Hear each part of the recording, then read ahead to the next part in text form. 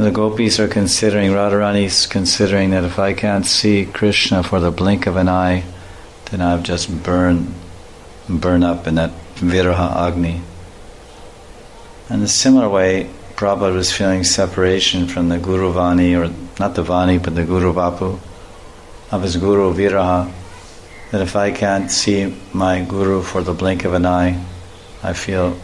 like that's 1,000 years of separation, the pain of 1,000 years of separation. Or if I'm separated from the instructions, Guru Vani, Guru Vapu, Vani means words, Guru Vani, if I'm separated from the words of my spiritual master for the blink of an eye, then everything is finished, nasht hoga. I feel that